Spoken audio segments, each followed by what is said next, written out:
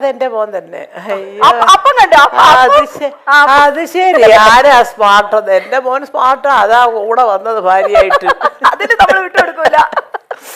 അയ്യോ, അതാ ഞാൻ സത്യം. She's very smart. എല്ലാ കാര്യങ്ങളും ഒറ്റയ്ക്ക് മാനേജ് ചെയ്യാൻ മിടിക്കുക ആണ്. പക്ഷെ ഒരു കാര്യം പറഞ്ഞേ, സുപ്രിയ ഭയങ്കര പൊസസീവ് ആണെന്ന്. അതെ. എന്ത് അങ്ങനെ എങ്ങനെയാ തോന്നിയത് മല്ലിക? അങ്ങനെയല്ല, നമുക്കറിയാമല്ലോ. അപ്പോൾ ഞാൻ, എൻ്റെ ഭർത്താവ്, എൻ്റെ കുഞ്ഞ് എന്നൊക്കെ പറയുന്നത് അദ്ദേഹത്തിൻ്റെ ഒരു സാമ്രാജ്യമോ. അവിടെ കടന്നു കയറി ആക്രമിക്കാനൊന്നും ആരെയും സമ്മതിക്കുന്നില്ല. അത് എൻ്റെ സ്വഭാവമാണ്. എന്താ അമ്മയ്ക്ക് ഞങ്ങളുടെ കൂടെ വന്നത്? വേണ്ട, എനിക്കിതാ ഇഷ്ടം. എല്ലാ രണ്ട് മക്കളും കൂടെ വിളിക്കും, വാമ്മേ വാമ്മേ വാമ്മേ.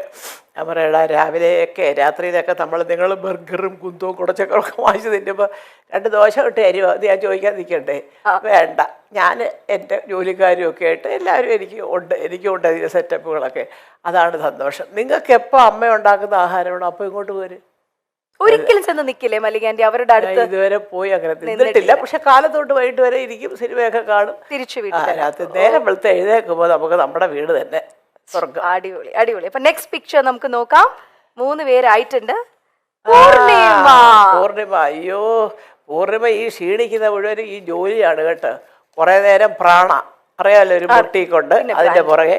പിന്നെ മക്കൾ 2 പേരും നന്നായിട്ട് പഠിക്കും. എപ്പോഴും അവർ നന്നായിട്ട് പഠിച്ചുകൊണ്ട് അത് മുഴുവനും പൂർണിമയുടെ തലയില്ല. കാരണം ഇന്ദ്രൻ വീട്ടിലേ ഇല്ല. പിന്നെ എങ്ങനെയാണ് കുഞ്ഞുങ്ങളെ നോക്കുന്നത്? അതുകൊണ്ട് എപ്പോഴും ഞാൻ പറയുന്നൊരു പോയിന്റ് അതാണ്, 2 പേർക്കും അനുയോജ്യരായ 2 പെൺകുട്ടികളെ കിട്ടിയതാണ് അവരുടെ വിജയത്തിന്റെ ഒരു ജീവിത വിജയത്തിലെ ഒരു പ്രധാനം. 50th ഇയറിൽ എന്ത് പറയും? അമ്മയ്ക്ക് 50 വർഷം എന്ന് പറയുമ്പോൾ ഇപ്പം മൊത്തത്തിൽ എത്ര വയസ്സായെന്ന് അറിയാമല്ലോ അല്ലേ?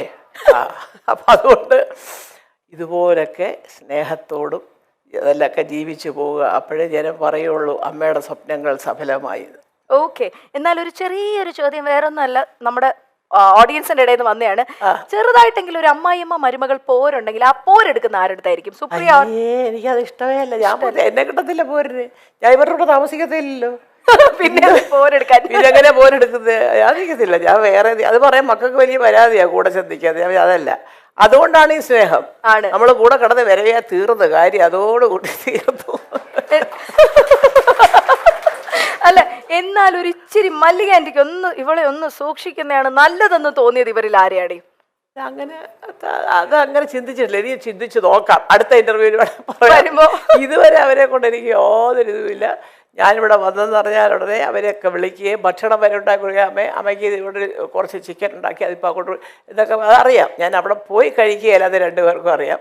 പിന്നെ എന്തെങ്കിലും വിശേഷം പിറന്നാൾ അങ്ങനെയൊക്കെ ഉണ്ടെങ്കിൽ ഞാൻ രാവിലെ ചെല്ലും. അതാണ് വളരെ ഹാപ്പി ആയിട്ട് ഇങ്ങനെ അതുകൊണ്ടാണ് ഈ ഹാപ്പി ആയിട്ട് പോകുന്നത്. മോളെ സത്യം പറയാൻ പറ്റുന്നറിയോ, ചില അമ്മമാർക്കുണ്ടല്ലോ അവിടെ ചെന്നിരിക്കുമ്പോഴത്തേക്ക് ചിലപ്പോൾ ഒരു പക്ഷേ നമ്മുടെ മോനോട് കുറച്ച് കൂടുതലാണ്.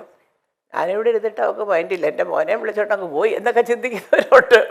അല്ലല്ല, എന്നാൽ ഈ അമ്മമാർക്കൊരു ആൺമക്കളോടൊരു പ്രത്യേക ഒരു ഇഷ്ടം അല്ല. അത് പലർക്കും ഉണ്ട്, പൊസസീവ്നെസ് കൂടുതല അമ്മമാർക്ക് ആൺപിള്ളേരോട്. പക്ഷെ ഞാൻ പറയുന്നത് നമ്മൾ ചിന്തിക്കേണ്ടതേ, നമ്മളാണ് ആ സ്ഥാനത്തെങ്കിലും നമുക്കൊരു ജീവിതം വേണ്ടേ? ഞാൻ, എൻ്റെ ഭർത്താവ്, എൻ്റെ കുഞ്ഞ്, അതിനകത്ത് ഒരുപാട്. പക്ഷെ തെറ്റ് കണ്ടാ പറയണം, അത് കാണിച്ചത് ശരിയായില്ല എൻ്റെ മോനെ എന്ന് പറയാം. അത് ഇഷ്ടപ്പെട്ടാലും ഇഷ്ടപ്പെട്ടില്ലെങ്കിലും പറയാം. ചുമ്മാ എന്തിനാ?